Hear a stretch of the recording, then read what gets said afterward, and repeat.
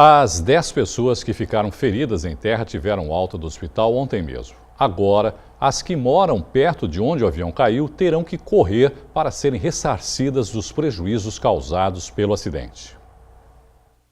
Cacos de vidro no corredor do edifício, que fica a 100 metros do local onde o avião caiu, ilustram a violência do impacto. As estruturas das janelas só não caíram porque os moradores conseguiram prender provisoriamente. Eu estava fechando a janela quando o vácuo veio, quase me joga para dentro. E quando eu entro na sala, estava tudo arrebentado. Então foi o que eu pude ver, só foi isso. Seu José ainda não sabe como proceder com os prejuízos. O prejuízo está lá, não sei quem vai assumir, mas o prejuízo já foi grande aí. Os moradores também tentam se recuperar do susto. Primeiro com aquela bola de fogo terrível. O barulho, daquele barulho todo que eu não identificava se avião, se o que era, eu assustei. E em seguida a explosão e corro para ver o que estava acontecendo. Tudo isso deixou todo mundo atordoado. Todo mundo atordoado. Eu desci agora um pouquinho aí para dar uma volta, para sair um pouco, para ver se sai um pouquinho essa pressão, sabe? Porque foi muito sério, foi muito assustador. Segundo a Defesa Civil, ao todo 15 imóveis foram danificados. 10 casas ainda estão interditadas. Uma delas é da mãe de Fabrício. Não ter acesso só para pegar roupa, essas coisas. Para morar ainda é impossível. E como é que está a casa da sua mãe? Alagada e com o avião no quintal. Parte do avião está no quintal da casa. Foi aonde? Qual que é a casa dela? A casa é aquele prédio aqui que está interditado ali atrás. Os desalojados só poderão voltar para casa quando sair o laudo do Instituto de Pesquisas Tecnológicas, o IPT, que vai avaliar se há riscos estruturais aos imóveis. A aeronave ela colidiu com prédios, nós tivemos alguns pedaços da aeronave em algumas casas, então nós queremos ter a convicção para autorizar o retorno dessas famílias de que não há risco em nenhuma edificação. Esse laudo vai ser concluído nas próximas horas.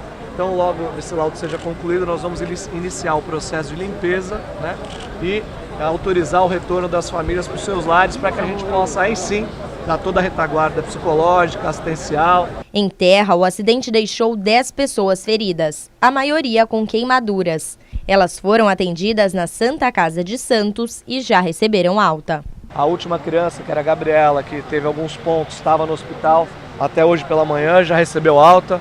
Eu falei agora há poucos minutos com a mãe dela, com a Larissa. Ela acabou também sofrendo algumas escoriações junto com a criança. Ficou internada em observação e já está em casa, graças a Deus, vida normal, as pessoas podem levar a partir desse acidente.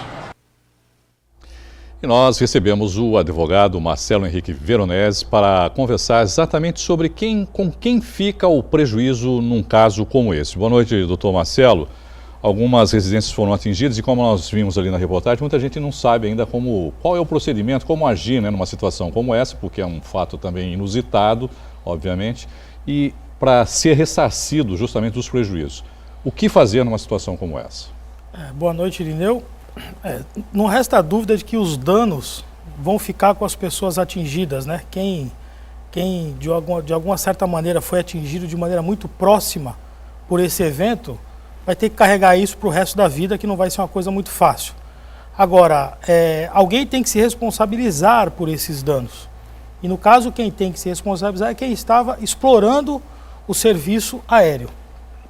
No caso, a empresa dona do avião e que explora o serviço de transporte aéreo é essa que deve se responsabilizar por todos os prejuízos. Prejuízos de natureza material, prejuízos inclusive de natureza moral. A gente vê, por exemplo, a senhora que deu a entrevista, a aflição dela. A gente percebe a própria respiração e o jeito dela falar, e depois ela dizer que saiu de casa para dar uma volta para ver se ela consegue aliviar a tensão. Todo mundo muito impactado e todo mundo tem o direito de ter o seu status quo, é uma expressão que se usa no direito, restituído. Isso vai ser muito difícil. Voltar à situação que estava antes Voltar à situação anterior. Então, para isso é que se vai ter que ir atrás de indenizações, tanto prejuízos materiais quanto prejuízos morais. A orientação que a gente pode passar O que de cara... exatamente Irineu, deve ser feito? A pessoa tem que fazer um boletim de ocorrência, não resta, procurar um advogado? Isso, não resta a menor dúvida. A primeira providência que essas pessoas precisam tomar é procurar um advogado. O advogado é um especialista na área do direito que existe exatamente para poder fazer com que os direitos das pessoas sejam respeitados. Então a orientação que se tem que passar é essa, porque nessa altura do campeonato vai ter muito ruído de comunicação. As pessoas vão passar orientações diferentes, cada um vai falar uma coisa. Então não resta dúvida, procura um advogado que é um profissional especializado para resolver esse tipo de situação. Outra orientação que eu dou, por exemplo, o seu José ele falou, eu estava lá abrindo a janela, rolou a explosão, ficou o vidro quebrado, não sei quem vai arcar com esse prejuízo, ele comentou, entendeu? Então primeiro, seu José, o senhor não é obrigado a ficar esperando alguém aparecer na sua casa para ir lá consertar a sua janela. O senhor pode tomar medidas nesse sentido e a minha sugestão, isso o advogado vai passar com mais propriedade, mas a minha sugestão é, primeiro, registre absolutamente tudo o que aconteceu no local. Tira foto, filma, se o senhor tem imagens anteriores ao que aconteceu, às vezes alguma foto que foi tirada do local, preserve essas imagens também e tudo que for necessário para fazer, para que se tenha uma condição de existência digna, material naquele local, que se faça, de preferência pegando orçamentos. Então, por exemplo, vai consertar o vidro, vai consertar a janela, pega lá 2 ou 3 orçamentos, faz o conserto, guarda os orçamentos, guarda a nota fiscal e aí vai-se depois ter que ser ressarcido absolutamente de todo tipo de prejuízo, tanto material quanto moral. Agora, algumas famílias, além desse prejuízo material, também tiveram que ficar fora das suas residências, como nós vimos aí. Cabe, nesse caso, também algum tipo de ressarcimento, doutor Marcelo? Todo dano e prejuízo foi para o hotel, precisou ficar lá, sei lá, um determinado tempo no hotel. Todo dano e prejuízo precisará ser ressarcido depois e compensado. Porque, veja bem, se alguém resolve assumir o risco de transportar pessoas através de um avião, então a pessoa vai lá, adquire um avião, licencia o avião, pega todas as autorizações possíveis e imagináveis, ela tem a obrigação de fazer isso com responsabilidade. Não pode o avião cair e atingir as casas de outras pessoas e isso ficar por isso mesmo, entendeu? O dito pelo não dito. Eu, antes de vir para cá, estava pesquisando um pouquinho e vi, por exemplo, o caso da queda do avião da TAM, aquele Fokker 100. Não o que foi parar dentro do próprio depósito da TAM, mas o acidente... foi no aeroporto de Congonhas, né? Isso, o acidente... também foi em Congonhas, o acidente que aconteceu em 1996, mas outubro... Mas caiu em cima de casas, né? Caiu no bairro do Jabaquara. E eu estava vendo exatamente a situação, porque aqui, graças a Deus, as pessoas que moram no local, nenhuma delas foi uma vítima fatal no sentido físico da coisa, entendeu? Volto a dizer, o abalo moral enorme nessas pessoas. Agora, no caso de Congonhas, eu vi exatamente um caso desse. A moça ela ficou sem condições de exercer qualquer tipo de função laborativa durante um bom tempo. Por quê? Porque, apesar do avião não ter atingido a casa dela, o simples fato dela ter saído na rua, depois aquele fogo, a quantidade de pessoas mortas, pedaços de corpos, exatamente o que aconteceu nesse caso aqui, aqui em Santos, pedaços de corpos, a pessoa viu tudo aquilo, ela ficou profundamente abalada, foi atrás de indenizações que precisam ser pagas. Depois, a empresa de avião, vai ser feito todo um trabalho de perícia, né? E a aeronáutica faz isso com muita competência para se detectar o motivo pelo qual isso aconteceu. Pode ter sido falha do piloto, sim. Pode ter sido um pode problema ser tanto na aeronave, como...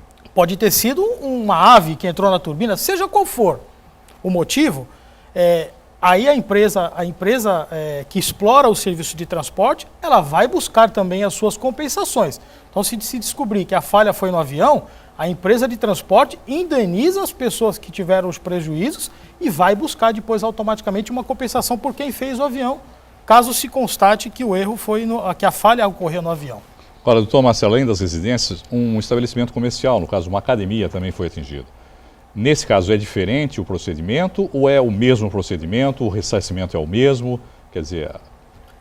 Basicamente, o procedimento é o mesmo, sendo que, no caso, o prejuízo provavelmente é muito maior, porque existem as pessoas que frequentam a academia, que eventualmente estarão impedidas de frequentar por um determinado tempo. Pode ser que essas pessoas... Pode ser alguma coisa do tipo lucro cessante, que costuma dizer? Isso, fica fechada a academia. Mais até do que os lucros cessantes, entendeu? Eu já avento a possibilidade, por exemplo, eu sou um frequentador da Academia Mahatma, né? E justamente por esse episódio, por ela ter que ficar fechada por algum tempo, e até por eu ter essa imagem do que aconteceu, pode ser que eu procure uma outra academia e me adapte numa outra academia. Pode ser mais traumatizante nesse caso, E aí né? depois essa academia que foi atingida fique depois sem esses alunos e talvez até não consiga se restabelecer. Tudo isso precisa ser dimensionado e entrar numa conta. É importante dizer que no Código Brasileiro de Aeronáutica existe toda uma regra para essas indenizações, né? Isso os advogados vão falar com mais propriedade para cada um dos seus respectivos clientes. Mas eu também andei vendo, e no Código de Defesa do Consumidor, que é uma lei muito mais atual, essas pessoas que foram atingidas serão consumidoras por equiparação. É uma figura prevista lá no artigo 17 do Código de Defesa do Consumidor. Então, mesmo elas não estando usando o serviço de transporte aéreo, pelo fato delas terem sido vítimas de um serviço defeituoso, porque o serviço foi defeituoso, o avião caiu. Claro. Não foi para isso que ele foi contratado para entregar. Caiu e não entregou. Essas pessoas que foram vítimas, elas são consumidoras por equiparação e automaticamente estão protegidas por uma legislação que é muito mais abrangente e segura no sentido de fazer com que os prestadores de serviço e os fornecedores de produto tenham que se responsabilizar pelos seus atos. Agora, doutor Marcelo, a Polícia Civil deve armar uma espécie de posto avançado lá próximo ao local. O senhor acha que isso é possível? Inclusive o prefeito citou isso, né, na fala dele. Eu acho que isso é possível, acho que isso deve acontecer. Sugiro a essas pessoas atingidas que elas criem uma associação, do mesmo jeito que as vítimas do acidente da TAM criaram a sua associação de vítimas. Sugiro que os moradores aqui do Imbaré, do Boqueirão, desculpa, do bairro do Boqueirão, né, da Alexandre Herculano, Vaia de Abreu, que criem uma associação, procurem auxílio jurídico. Se a Polícia Civil vai oferecer esse serviço, que usem esse serviço jurídico e que busquem os seus direitos, né? É óbvio que se por um acaso alguém acha que não deve fazer isso, é uma questão de cunho pessoal, né? Mas, ao mesmo tempo, aqueles que acham que devem procurar os seus direitos, porque na legislação vigente existe muita guarida para dar suporte a essa busca. Doutor Marcelo Henrique, muito obrigado pela sua entrevista e uma boa noite para você. Eu que agradeço a oportunidade.